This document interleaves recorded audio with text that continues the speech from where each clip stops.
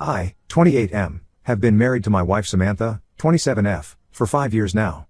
We met during our sophomore year of college when we were both part of the same study group for our economics class. Samantha was this bright, bubbly girl who always had a smile on her face. I was immediately drawn to her positive energy. We started dating a few months later, and things just clicked. We had so much in common. We both loved hiking, trying new restaurants, and spending quiet evenings at home watching movies. After graduation, we got married in a small ceremony with just our close family and friends. We were young and in love, ready to take on the world together. The first couple of years of our marriage were great. We both landed decent jobs right out of college. I started working as a junior accountant at a local firm, and Samantha got a job as a marketing assistant at a tech startup. We saved up and bought a small house in the suburbs. It wasn't much, but it was ours, and we were proud of it. We talked about having kids early on. Samantha comes from a big family. She has 3 siblings, and she always wanted to be a young mom. I was an only child, so the idea of a big family was both exciting and a little scary to me. But seeing how happy it made Samantha, I was on board. About 2 years ago, Samantha got pregnant with our daughter, Sophie. We were over the moon. I still remember the day Samantha told me she had planned this whole elaborate reveal with a tiny pair of baby shoes. We spent hours that night talking about our future, picking out names, and imagining what our child would be like. During the pregnancy, I took on extra hours at work. I wanted to save up as much as possible for the baby expenses. It was tough. I was often working 60-hour weeks, but I felt it was worth it. Samantha had a difficult pregnancy with a lot of morning sickness, so I wanted to make sure she could relax and take care of herself. A few months before Sophie was born, Samantha brought up the idea of being a stay-at-home mom, at least for the first few years. Her own mom had stayed at home with her and her siblings, and Samantha wanted to do the same for our child. I was a bit hesitant at first. Living on a single income would be tight, but Samantha was so passionate about it that I agreed. We figured we could make it work if we were careful with our budget. Sophie was born on a rainy Tuesday morning in April. She was perfect, 7 pounds, 6 ounces, with a full head of dark hair just like mine. Those first few weeks were a blur of sleepless nights and diaper changes, but we were so in love with our little girl. At first, Samantha seemed to thrive as a stay-at-home mom. She joined a local mommy group, took Sophie to baby yoga classes, and was always trying new recipes for homemade baby food. I would come home from work to find them cuddled up on the couch, Samantha reading stories to Sophie. But as the months went by, I started to notice a change in Samantha. She became more withdrawn and irritable. She complained about being stuck at home all day with the baby. When I'd get home from work, she'd often hand Sophie to me and disappear into our bedroom for hours. I tried to help out as much as I could. I'd take over baby duty as soon as I got home, do the dishes, fold the laundry. But it never seemed to be enough. Samantha would find something to criticize. I didn't put the bottles in the right place. I didn't fold the onesies the way she liked. Our arguments became more frequent. Sometimes they were about big things, like our finances, which were getting tighter, or my long work hours. Other times they were about small things, like whose turn it was to get up with Sophie in the middle of the night. I suggested that maybe Samantha could join a gym or take up a hobby to get out of the house more, but she said we couldn't afford it. I felt stuck. I was working as hard as I could to provide for our family, but it still wasn't enough. A few months ago, Samantha told me she wanted to go back to work. I was surprised but supportive. We agreed that she'd look for a part-time job so we could balance childcare and work. She found a job as a receptionist at a local law firm. At first, things seemed better. Samantha was happier, and our arguments decreased. She'd come home from work with stories about her day, and it felt like we were connecting again. We even started having regular date nights, with my parents babysitting Sophie. But then I noticed she was spending a lot of time on her phone, always texting and smiling. When I asked her about it, she said it was just work stuff. I tried to brush off my concerns. After all, I should be happy that she was enjoying her job, right? Last week, I came home early from work to surprise Samantha. I had picked up flowers and was planning to suggest we go out for dinner. When I walked in, I heard her laughing in the kitchen. I thought maybe she had a friend over, but when I entered, I saw her on a video call with a man I didn't recognize. As soon as she saw me, she quickly ended the call and looked flustered. I asked her who she was talking to, and she said it was just a coworker. But something felt off. I've never been the jealous type, but her reaction made me suspicious. I asked to see her phone, and she refused, saying I was being controlling. We had a huge argument that night. Samantha accused me of not trusting her and said I was suffocating her. She brought up all sorts of old grievances, how I work too much, how I don't appreciate everything she does for our family. I told her that her behavior was making me uncomfortable and that I just wanted honesty. The next day, I decided to do some digging. I know it wasn't right, but I checked our phone bill. I saw numerous calls and texts to a number I didn't recognize, often late at night or when I was at work. Some calls lasted for over an hour. I confronted Samantha again, and this time she broke down. She admitted that she had been talking to a lawyer at her firm named Mark, 32M. She swore it was just friendship, that he was going through a divorce and needed someone to talk to. But I could see the guilt in her eyes. I asked her if she had feelings for him, and she couldn't give me a straight answer. She said she was confused and didn't know what she wanted anymore. She talked about feeling trapped in our marriage, how she felt like she had lost her identity since becoming a mom. I felt like my whole world was crumbling. This was the woman I had planned to spend the rest of my life with, the mother of my child. How had we gotten to this point? I don't know what to do. I love Samantha, and I love our daughter, but I can't shake the feeling that there's more to this friendship than she's letting on. I'm hurt, angry, and confused. I've been staying with my brother for the past few days to clear my head. He's been great, letting me crash on his couch and listening to me vent. Samantha keeps calling and texting, begging me to come home so we can talk. She says she wants to work things out, that she'll end her friendship with Mark.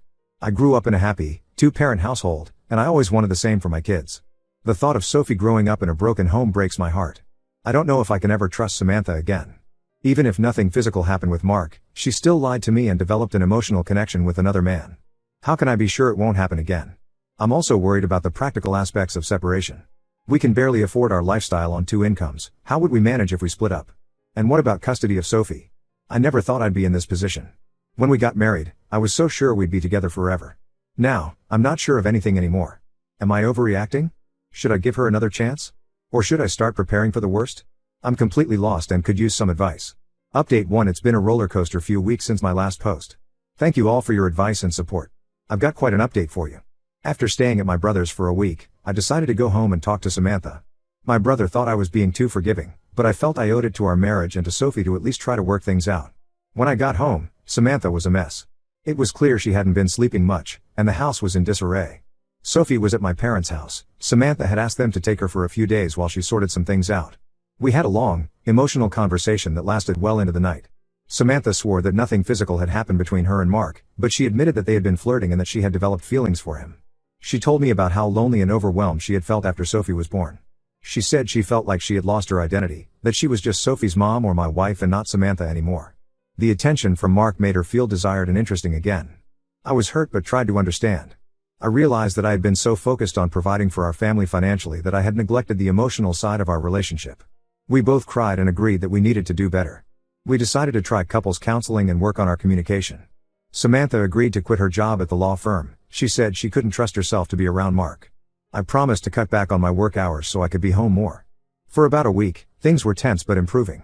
We started having daily check-ins where we'd talk about our feelings and any issues that came up. We took turns getting up with Sophie at night so we were both getting more sleep. We even started planning a weekend getaway, just the two of us. I took some time off work to be home more. We spent time together as a family, taking Sophie to the park and having picnics in our backyard. It felt like we were slowly reconnecting. But then, last Friday, everything blew up again. I was putting Sophie to bed when Samantha's phone kept buzzing with notifications. She was in the shower, and I know I shouldn't have, but I looked at her phone. There were multiple messages from Mark. They were definitely not just friendly. He was talking about how much he missed her, how he couldn't stop thinking about their last meeting. There were references to kisses and touches that made my blood run cold. I confronted Samantha as soon as she got out of the shower. At first, she tried to deny it, saying I was misinterpreting things. But when I told her I'd seen the messages, she broke down. She admitted that she had been meeting Mark in secret for the past 2 weeks. She said it started innocently. She ran into him at a coffee shop and they got to talking. But one thing led to another, and they ended up kissing. Samantha swore it was just kissing, that they hadn't slept together. But at this point, I don't know if I believe her anymore. She's lied to me so many times now, how can I trust anything she says? I was furious. I felt like such a fool. Here I was, trying to save our marriage, while she was sneaking around behind my back. I packed a bag for Sophie and myself and went to my parents' house. My parents were shocked when I told them what had happened. They've always loved Samantha like a daughter, and they couldn't believe she would do this.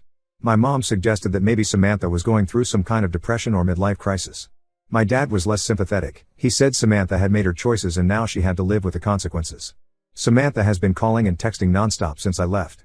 She's begging for another chance, saying she'll do anything to save our marriage. She says she's realized what a mistake she's made, that Mark means nothing to her and our family is everything. Part of me wants to believe her. I think about the good times we've had, about the life we've built together. I look at Sophie and I see both of us in her. The thought of breaking up our family is agonizing. But another part of me is just done. I've given Samantha so many chances, and she's thrown them all away. How many times can I let her break my heart before I say enough is enough? I'm also angry at myself. I feel like I should have seen this coming. There were so many red flags, the late night phone calls, the sudden need for privacy, the emotional distance. Was I just too naive to see what was right in front of me? I'm torn about what to do next. My parents think I should file for divorce and custody of Sophie. They say Samantha has shown that she can't be trusted, and that I need to protect myself and my daughter. My brother, on the other hand, thinks I should give her one last chance for Sophie's sake. He says that kids from broken homes often struggle, and that if there's any chance of salvaging our marriage, I owe it to Sophie to try. I'm stuck in limbo, not sure what to do. I've consulted a lawyer just to know my options, but I haven't filed anything yet. The lawyer advised me to start documenting everything: Samantha's admissions, the text messages, the times she's left Sophie to meet Mark. He says if it comes to a custody battle, I'll need all the evidence I can get. Samantha keeps saying it was a mistake and that Mark meant nothing to her, but how can I believe that? If he meant nothing, why did she risk everything for him? And even if I could forgive her, how could I ever trust her again? I'm also worried about Sophie. She's too young to understand what's happening, but she knows something is wrong. She keeps asking for her mom, and it breaks my heart. I don't want her to grow up in a broken home, but I also don't want her to think that it's okay to treat your partner this way. I never thought I'd be in this position. I always believed Samantha and I would be together forever. Now, I'm not sure of anything anymore. Has anyone been in a similar situation? How did you handle it? Is it possible to rebuild trust after something like this? Or am I just setting myself up for more heartbreak if I give her another chance? Update 2. I can't believe I'm writing another update, but here we are. A lot has happened in the past 2 months, and I'm still trying to process it all. After much consideration and many sleepless nights, I decided to give Samantha one last chance. Many of you advised against it, and maybe you were right. But I couldn't shake the feeling that I owed it to our family to try one last time. We started intensive couples therapy. 3 times a week, we'd sit in a therapist's office and hash out our issues. It was hard, really hard. We talked about things we'd been avoiding for years: resentments, disappointments, unmet expectations. Samantha seemed genuinely remorseful. She deleted Mark's number, quit her job at the law firm, and was doing everything she could to rebuild my trust. She started keeping a journal that she shared with me, detailing her thoughts and feelings each day. She even suggested I have full access to her phone and email, though I didn't take her up on that offer. I didn't want our relationship to be built on constant surveillance. We also focused on reconnecting as a couple. We started having regular date nights again, trying new hobbies together, and even took a weekend trip, just the 2 of us, while my parents watched Sophie. It felt like we were rediscovering each other. Samantha got a new part-time job at a local bookstore. It seemed perfect. She's always loved reading, and the hours were flexible enough that she could still be home with Sophie most of the time. I was starting to believe that maybe we could actually work things out. Then, about 3 weeks ago, I got an anonymous email. The sender claimed to be a friend of Mark's wife, Jessica. Yes, you read that right. Mark is married. The email contained screenshots of conversations between Samantha and Mark, dating back to when they first met at the law firm. I was in shock as I read through the messages. They revealed that Samantha and Mark's relationship had been physical from almost the beginning. They had been meeting at hotels during Samantha's lunch breaks and after work. There were explicit messages about their encounters that made me feel physically ill. What hurt the most was reading messages where they talked about their future together. They had discussed leaving their spouses and starting a new life. Samantha had written about how unhappy she was in our marriage, how she felt Mark truly understood her in a way I never could. I confronted Samantha with the evidence. This time, she didn't try to lie. She broke down completely, admitting to everything. She said she had ended things with Mark for good when I gave her the second chance, but she was too ashamed to tell me the full extent of their affair. She tried to explain that she had been in a dark place, that she didn't really mean the things she said to Mark about our marriage. She swore that she had realized how much she loved me and Sophie, and that's why she had committed so fully to fixing our relationship. But I was beyond listening at this point. All the progress we had made, all the trust we had rebuilt, shattered in an instant. I felt like I was back at square one, only this time the betrayal was even deeper. I told Samantha to pack her things and leave. She begged and pleaded, saying she would do anything to save our marriage, but I couldn't hear it anymore. I was done. The lies, the betrayal, it was too much.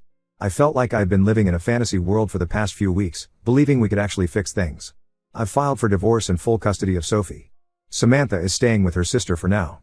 She's still trying to convince me to reconsider, saying it was a huge mistake and that she loves me, but I can't bring myself to believe anything she says anymore. The hardest part is explaining this to Sophie. She's too young to understand fully, but she knows her mom isn't living with us anymore. It breaks my heart to see her confusion and sadness. I'm trying my best to maintain a stable routine for her, but it's challenging. I'm angry, hurt, and feeling like a complete fool. I gave Samantha so many chances, and she threw them all away. Now, I'm left to pick up the pieces of our broken family. Some days, it's hard to even get out of bed, but I know I have to stay strong for Sophie. I've also reached out to Jessica, Mark's wife. She didn't know about the affair either. We met for coffee and talked for hours. It was cathartic to speak with someone who understands exactly what I'm going through. We've been supporting each other through this mess. It's a small comfort in this whole ordeal. My parents have been incredibly supportive.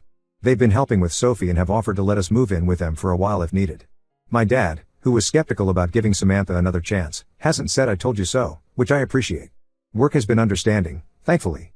I've taken some time off to deal with everything, and my boss has been flexible with my hours. I'm grateful for that, as I need to be there for Sophie now more than ever. I never thought I'd be a single dad at 28, but here I am. I'm focusing on Sophie and trying to create a stable environment for her. It's hard, but she's the reason I get up every morning. We've been spending a lot of quality time together, reading books, going to the park, baking cookies. Seeing her smile makes all of this a little more bearable. I've started seeing a therapist on my own to work through my feelings. It's helping me process the anger and betrayal.